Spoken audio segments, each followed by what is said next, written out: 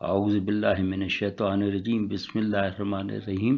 الحمدللہ کفا الصلاۃ والسلام علیکم محمد مصطفیٰ و عباد اللہ الصالحین اصطفیٰ۔ آج ہم اس ٹاپک پہ بات کر رہے ہیں کہ ہر چیز غیر مؤثر ہے سوائے اللہ سبحانہ و تعالیٰ کے، اور یہ بحث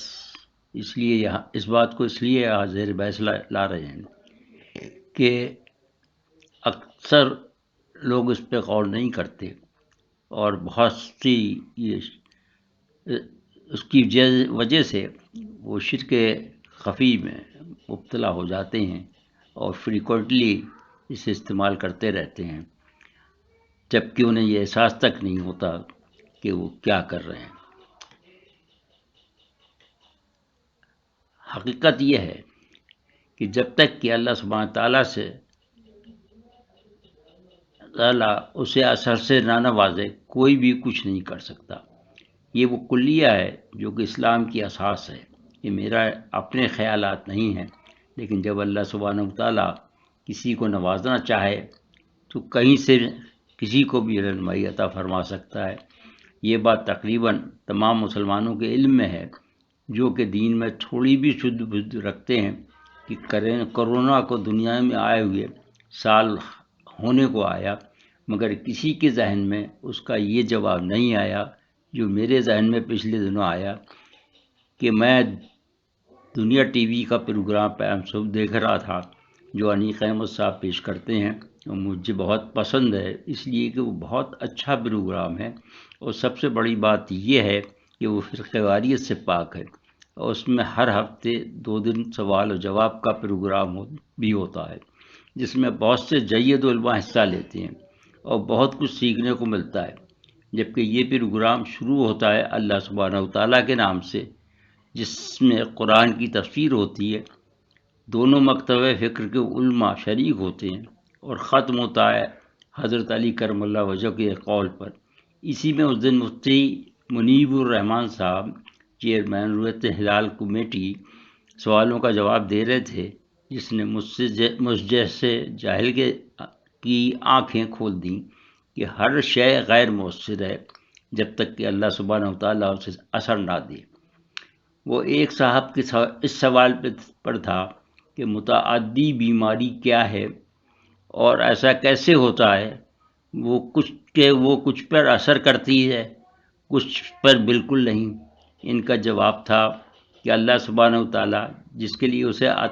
اثر عطا فرما دیتا ہے اس کو وہ نقصان پہنچاتی ہے، جس کے لیے اجازت نہ دے وہ نقصان نہیں پہنچا سکتی ہے۔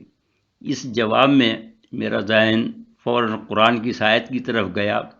جس میں حضرت ابراہیم علیہ السلام کا ذکر ہے کہ جب نمرود نے انہیں آگ میں ڈالا تو اللہ نے آگ کو حکم دے دیا کہ آگ تو ٹھنڈی ہو جا، اور وہ بخیریت آگ سے باہر تشریف لے آئے۔ سورہ انبیاء آیت نمبر 69۔ مجھے ایسا لگا کہ جیسے کہ اس جواب نے میری آنکھیں کھول دیں، کیونکہ میرا سب کا عقیدہ ہے اور قرآن یہ کہتا ہے کہ کوئی پتا تک اس کے حکم کے بغیر نہیں گرتا۔ سورہ الانعام آیت نمبر 59۔ اس سلسلے میں بہت سی آیتیں میرے ذہن میں آتی چلی گئیں، مگر بات وہی جا کر رکتی ہے کہ اگر اللہ نہ چاہے تو کسی کو کوئی ضرر نہیں پہنچ سکتا، مگر پھر بھی ہم ہر کام کا کریڈٹ اپنے نام لکھوانا پسند کرتے ہیں،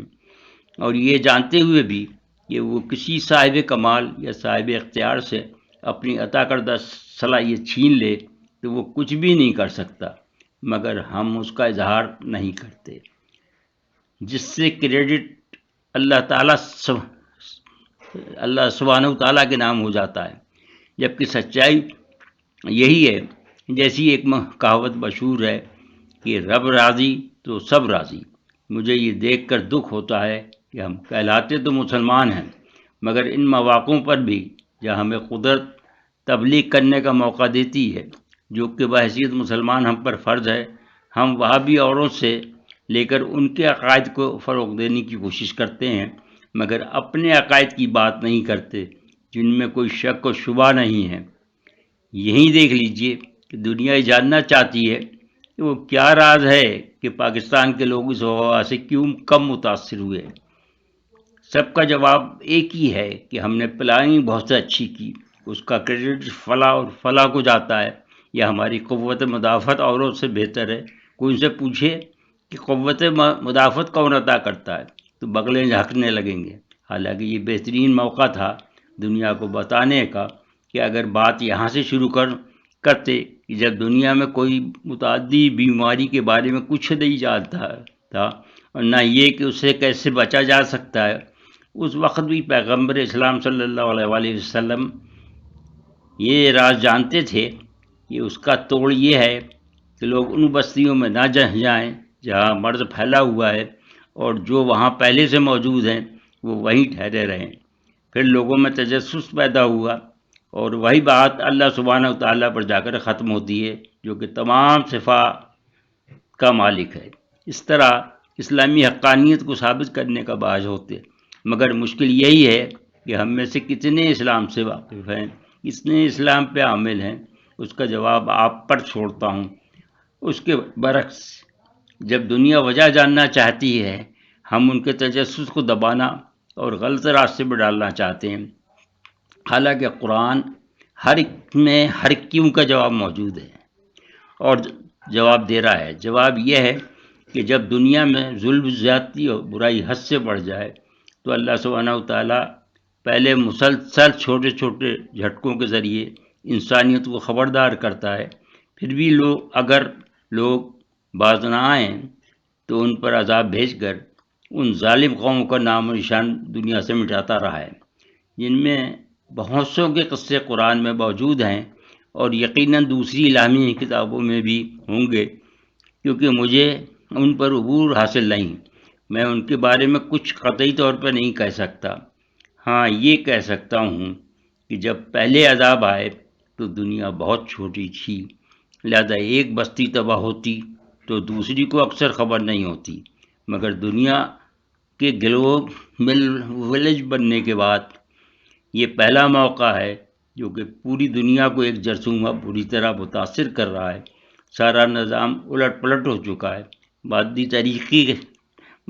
ترقی کے دعوے سارے کے سارے دھرے کے دھرے رہ گئے ہیں، اور خود ورلڈ ہیلتھ آرگنائزیشن کے سربراہ فرما رہے ہیں کہ یہ عام جرثومہ نہیں ہے کہ جو خود بخود چلا جائے، اس کو ختم کرنا پڑے گا۔ ابھی تک اس سلسلے میں کوئی پیش رفت نہیں ہو سکی ہے، جبکہ اس کو دفع کرنے سے پہلے وجہ جاننا ضروری ہے۔ وجہ بھی قرآن بتا رہا ہے کہ جب ظلم و ذاتی حد سے بڑھ جائے اور اسے کوئی روکنے ٹوکنے والا نہ ہو تو ہم پہلے ڈراتے ہیں، پھر بھی وہ قوم نہ مانے تو عذاب نازل کر دیتے ہیں۔ اس سلسلے میں دنیا کے ہر فرد کو جو خود کو انسان کہلاتا ہے ہاتھ بٹانا چاہیے، اور جو کچھ اس کی علم میں ہو وہ دنیا کے سامنے رکھنا چاہیے، بجائے چھپانے کے اور شرمانے کے، تاکہ مسئلہ دنیا کے سامنے پہنچے اور عمائدین اس کا تدارک کر سکیں، ورنہ دنیا کو کوئی بہت بڑا نقصان بھی پہنچ سکتا ہے۔ اللہ ہم سب کو اس سے محفوظ رکھے، آمین۔